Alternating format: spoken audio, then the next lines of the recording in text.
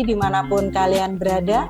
Kembali lagi tentunya di acara Tanya-Tanya Dokter bersama saya Endang Purwaningsih yang akan memandu acara hari ini. Dan kali ini kita akan membahas tentang atresia ani yang akan disampaikan langsung oleh Dr. Faisal Darmawan, spesialis bedah anak. Beliau merupakan dokter spesialis bedah anak yang berpraktek di Rumah Sakit Mardi Waluyo. Tak perlu lama-lama lagi, yuk kita akan langsung tanya-tanya seputar atresia ani. Selamat siang Dokter Faisal. Selamat siang kepada Sobat Mardi. Ya, terima kasih ya Dok sudah meluangkan waktunya hari sama-sama. ini. Gimana Dok kabarnya hari ini? Alhamdulillah luar biasa. Oke dokter. Hari ini kita akan bahas mengenai atresia ani ya dokter ya. Oke dokter. Yang pertama Dok, di sini kami akan menanyakan apa sih Dok yang dimaksud dengan atresia ani? Oke, Sobat Mardi, kasus atresia ani ini merupakan salah satu kasus yang terbanyak di bedah anak ya. Dan cukup sering selama 8 tahun saya di Mardi Waluyo, cukup sering kita mendapati kasus atresia ani. Jadi atresia ani itu suatu kelainan bawaan di mana ketidaksempurnaan bayi dilahirkan tanpa adanya anus. Jadi bayi lahir dengan anus yang kurang sempurna. Jadi secara umum seperti itu secara pengertiannya. Oke dokter, jadi atresia ani termasuk kasus yang sering ya dok ditemukan? Di Lampung sangat sering sekali ya. Saya sendiri di Mardi mungkin udah lebih dari 100 kasus yang untuk kasus atresia ani. Jadi hampir setiap bulan kita ada kasusnya memang. Oke dokter, kalau penyebab sendiri dari atresia ani itu apa ya dok? Ya. Jadi atresia ani ini hingga saat ini memang tidak ada sebab pasti tunggal ya.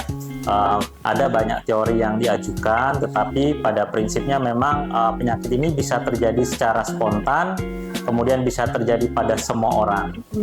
Memang faktor genetik diduga menjadi penyebabnya, tetapi ada beberapa hipotesis mengatakan faktor dari usia ibu, kemudian faktor dari makanan selama kehamilan, kemudian faktor dari obat-obatan yang dikonsumsi oleh ibu pada saat kehamilan. Tetapi pada prinsipnya memang tidak ada penyebab tunggalnya. Oke gitu ya dokter. Terus selanjutnya dokter, gejala apa saja yang timbul pada anak-anak yang mengalami atresia ani itu dok? Nah ini pertanyaan yang penting sekali ya, karena memang mohon maaf ya, atresia ini sangat berhubungan sama waktu. Semakin cepat ke rumah sakit, pertolongan semakin cepat, angka keberhasilan atau kehidupan pasien lebih tinggi. Nah, gejala yang paling penting adalah harusnya seorang tenaga medis, baik dokter yang menolong persalinan atau orang tua, pada saat melahirkan harus memastikan bahwa anusnya ada, diperiksa. Kalau tidak ada, segera minta bantuan ke dokter yang membantu melahirkan atau ke rumah sakit. Sebab kalau terlambat, umumnya angka kematian cukup tinggi pada pasien-pasien atresia ani. Jadi simpel aja, anaknya biasanya tidak ada anus, tidak BAB, kemudian kembung, disertai muntah. Muntahnya sering sampai muntah tai atau muntah kehijauan. Nah, kalau ada tanda-tanda gejala seperti itu, segera datang ke tempat-tempat yang ada fasilitas kesehatan, terutama ke bedah anak. Oh gitu ya dokter. Terus untuk komplikasi sendiri dok, komplikasinya apa bagi anak yang mengalami atresia ani dok? Kalau sudah didiagnosa atresia. Ya, jadi komplikasi pada pasien-pasien atresia ani ya yang paling berat memang kematian memang. Jadi makanya seperti saya sebutkan di awal, semakin cepat datang ke pertolongan fasilitas kesehatan, angka harapannya semakin tinggi. Jadi komplikasi paling sering adalah angka kematian, kemudian angka kecacatan, kemudian apabila terlambat paling sering infeksi yang cukup berat pada saluran cerna, kemudian diikuti infeksi menyeluruh pada tubuh atau yang kita sebut sepsis. Makanya kalau ada kasus-kasus atau keluarga, putra putrinya atau tetangga, segera datang ke rumah sakit ya. Oh gitu ya dokter, jadi harus segera untuk memperkecil terjadinya komplikasi. Betul, karena atresia ini termasuk kasus yang emergensi. Emergensi di kasus bedah anak. kenapa emergensi? Walaupun atresia ini atau tidak punya duburnya ada dua. Ada yang benar-benar tidak ada dubur, ada yang kedua punya dubur tetapi masih ada saluran fistula namanya, saluran kecil. Memang penanganannya beda, emergensinya pun berbeda. Lebih gawat darurat kalau dia tidak punya dubur sama sekali. Oh gitu ya dokter.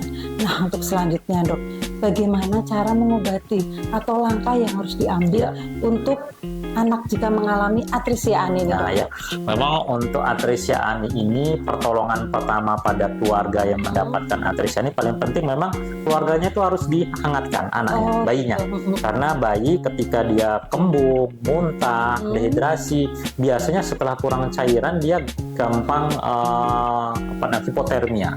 Jadi pertolongan pertama pada keluarga paling nggak bayinya ditutupi pakai penghangat. Kemudian memang pertolongannya ini bisa di puskesmas atau di pertolongan awal ya di rumah sakit tipe C, atau kalau rumah sakit langsung ke bedana. Pertolongan pertama memang biasanya pasien dipuasakan. Jadi kalau sudah ketahuan anaknya nggak punya dubur, satu dipuasakan, jangan sekali-sekali diminum.